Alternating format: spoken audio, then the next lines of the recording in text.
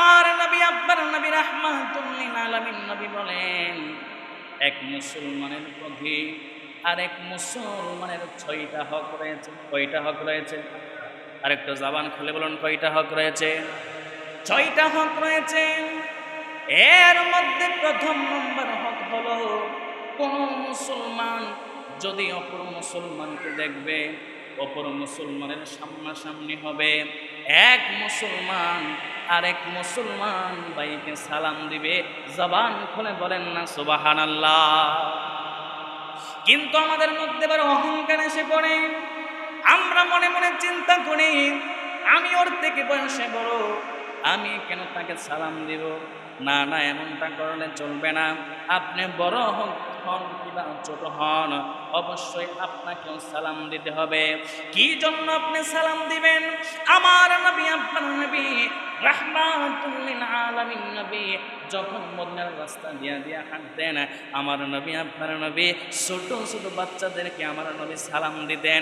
ছোট ছোট বাচ্চাদেরকে আমার নবী সালাম দিতেন। এর পরের দিন যখন আমার নবী আপনার নবী রাহমাতুল লিল আলামিন আবার কি রাস্তা দিয়ে আমার নবী আসতেন, ওই ছোট ছোট বাচ্চারা আমার নবীকে সালাম দেওয়ার জন্য রাস্তার কিনারার মধ্যে লুকায়া থাকতো। আজকে নবীজিকে আগে সালাম দেওয়ার জন্য দিব না, আমরা রাহমাতুল লিল আলামিন নবীর আগে আমরা আমাদের নবীকে সালাম দেব। জবান খুলে বলেন না সুবহানাল্লাহ। এই জন্য একজন মুসলমানের প্রতি আরেকজন মুসলমানের 6টা হক।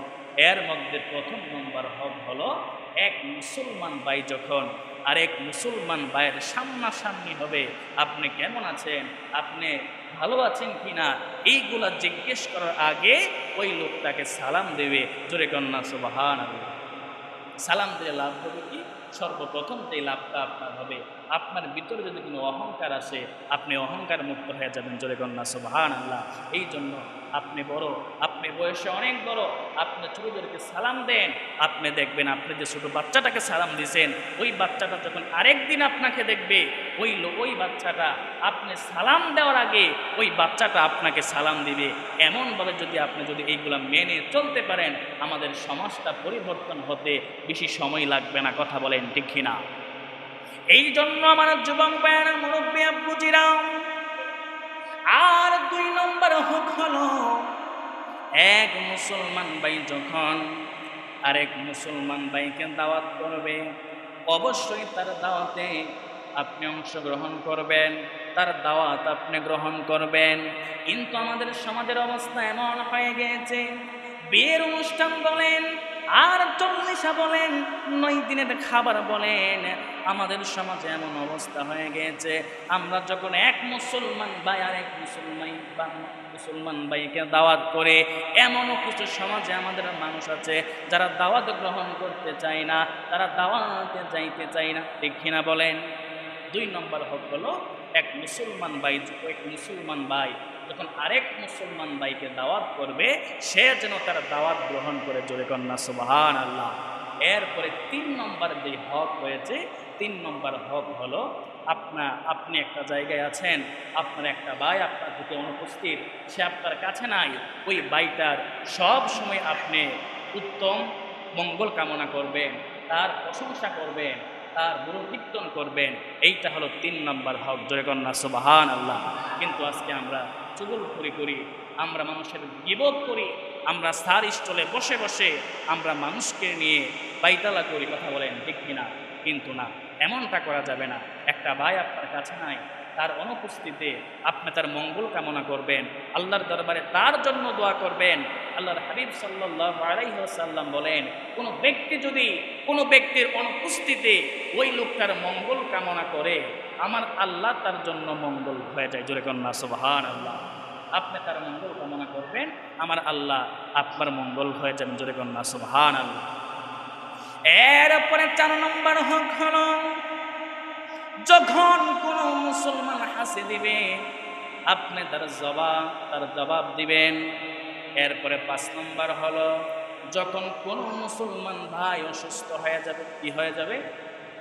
অসুস্থ হয়ে যাবে, আপনি তাকে দেখতে যাবেন, আপনি তার সুস্থতা কামনা করবেন।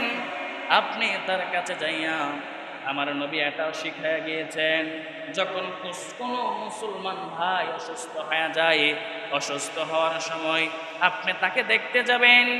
এরপর আমার নবী, আপনার নবী রাহমাতুল লিল আলামিন বলেন, আপনি তার কপালে হাত দিবেন, দিয়ে তার জন্য আল্লাহর দরবারে দোয়া করবেন, আমার আল্লাহ যেন তাকে পূর্ণ শাফা দান করে দেন। জবান খুলে বলেন না সুবহানাল্লাহ। 5 নম্বর হলো, কোনো মুসলমান ভাই যখন অসুস্থ হবে তখন আপনি তার জন্য সুস্থতা কামনা করবেন এবং তাকে আপনি দেখতে যাবেন। আপনারা জবান খুলে বলেন, আমাদের পাড়া প্রতিবেশী তারা যদি অসুস্থ হয়ে যায়, আমাদের দেখার দরকার আছে না নাই? খেয়াল রাখার দরকার আছে না নাই?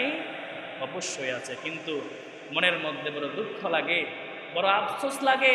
আপনি পাড়া প্রতিবেশীকে দেখবেন তো দূরের কথা, আমাদের সমাজে এমনও কিছু মুসলমান আছে, মুসলমানের গড়ে জন্ম টিকি হয়েছে, এক বাবার 2টা পোলা হওয়া সত্ত্বেও আপন ভাই পাশের ঘরে অসুস্থ হয়ে পড়ে থাকে, আপন ভাই যাইয়া আপন ভাইকে দেখে না। কথা বলেন ঠিক কিনা?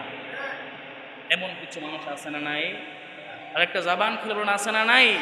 এই জন্য আমার যুবক ভাইরা, আমার নবীর হাদিস, আমার নবী বলেন, এক মুসলমানের প্রতি আরেক মুসলমানের 6টা হক, এর মধ্যে 5 নম্বর হক হলো, যদি কোনো পাড়া প্রতিবেশী কাছের মানুষ অসুস্থ হয়ে যায়, আপনি যাইয়া তাকে দেখতে যাবেন।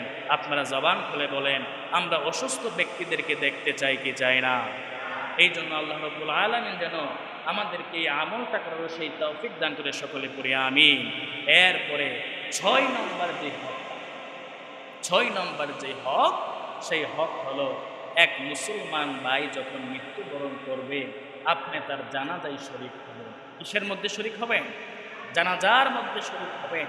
কিন্তু আমরা এই জানাজার নামাজটা ফরজ না, ফরজে কেফায়া, আমরা ফরজে কেফায়া চিন্তা করে আমরা অনেকে সেই নামাজে শরীক হতে চাই না। আমরা অনেকে বলা বলি করি, একটা ফরজে কেফায়া নামাজ একটা মহল্লার কিছু মানুষ যদি আদায় করে সবার আদায় হয়ে যায়, কিন্তু না, এটা আপনার হক। আপনার মুসলমান ভাই, আপনার উপরে এটা হক যে আপনি ওই মানুষটা যখন মৃত্যুবরণ করবে, আপনি তার জানাজায় শরীক হবেন, আপনি তার জন্য দোয়া করবেন।